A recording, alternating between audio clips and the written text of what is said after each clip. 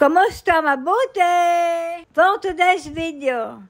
For today's video, ito yung araw na nanggaling kami sa Santo Tomas, Batangas, nagsimba, kumain at konting shopping. At sa halip nga na sa Candelaria, isa nag-Carlan Laguna kami dumiretso at pupunta kami dun sa aming pinapagawa na private resort. Ay nga yung unang beses na makakapunta ako doon at makikita ko ng personal yung mismong resort. Andito na nga tayo sa nag-Carlan Laguna at syempre masaya at excited ang person dahil sa wakas ay makikita ko na din yung bunga ng aking pinaghirapan sa Israel. Ayan pala yung bahay sa nag-Carlan Laguna na tinatawag nila na White House.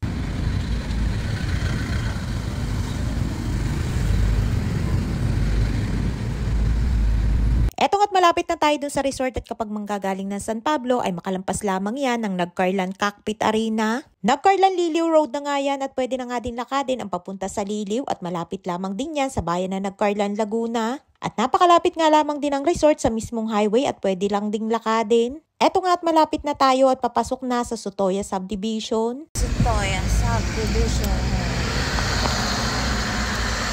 Kaya man Anton. Saan?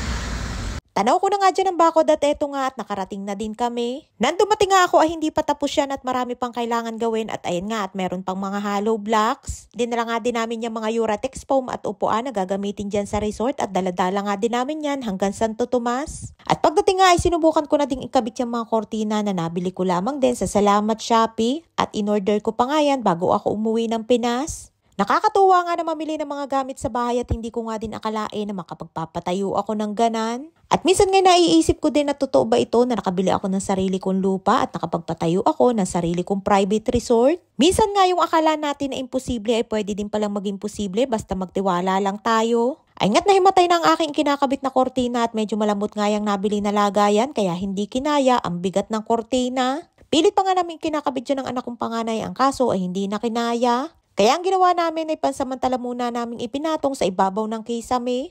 At andito nga din yung family namin sa side ng aking honeypot at taga dito lamang din sila sa nag-Carlan. At ayan nga't mga busy sa paghahanda ng aming hapunan. At yun naman family namin sa Candelaria hindi pa mga nakasama dahil busy din sila kaya sa susunod na lamang daw. At gusto ko nga din pagpunta nila ay mas maayos na at mas malinis at wala pa nga din silang maayos na matutulugan. At ang mga panahon na yan nga hindi pa kami nakakapagpakabit ng aircon at kahit nga electric fan ay nalimutan din naming magdala.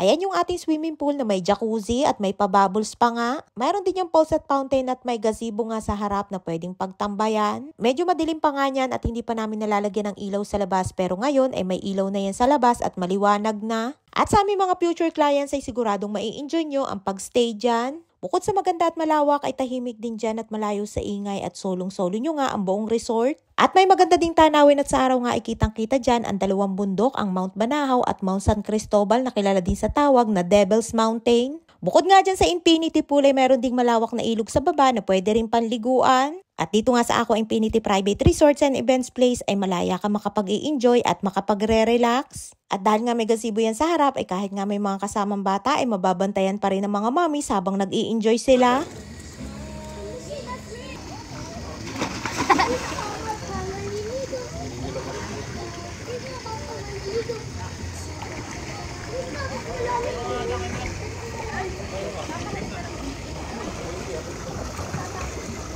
At kung napanood nyo nga po ang video na ito, ay baka pwede ding maka-request na i-follow and share nyo po ang aming mismong page na Ako Infinity Private Resorts and Events Place. At maraming po salamat sa lahat ng mga nakapollow at palaging nagsishare ng aming mga video. At bawat share nyo nga po ay napakalaking tulong para sa paunti-unting pagpupromote ng aming private resort. At eto nga habang busy ang mga bata sa panliligo ay busy din naman ang mga matatanda sa kwentuhan at konting tagayan. Hindi nga din ako naligo niyan dahil baka manibago ang aking katawan kapag nakababad sa tubig at kapag umuwi nga ako ng Pinas ay iniwasan ko na ako'y ubuhin. Tuwi na nga lamang nagbabakasyon ako ay lagi akong inuubo kapag nasa Pinas at minsan nga ay nilalagnat pa.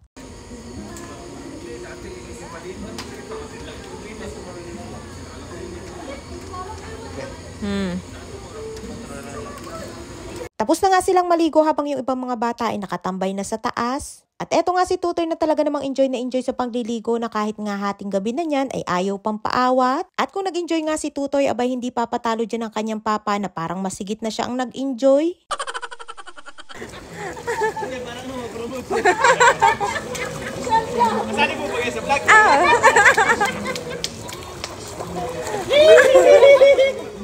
O di ba hindi nga lamang mga bata ang nag-enjoy kundi pati din ang mga matatanda. At mas maganda nga lalo dyan sa gabi at nga at meron pang pailaw na nag-iiba't iba ang kulay at meron ding jacuzzi na may pa-bubbles. Asya nga dito lamang ating kwento for today's video. Maraming po salamat sa inyong support at laging panonood. And please subscribe to my YouTube channel. And please follow and share Aqua Infinity Private Resort and Events Place. Please follow and share. Salamat!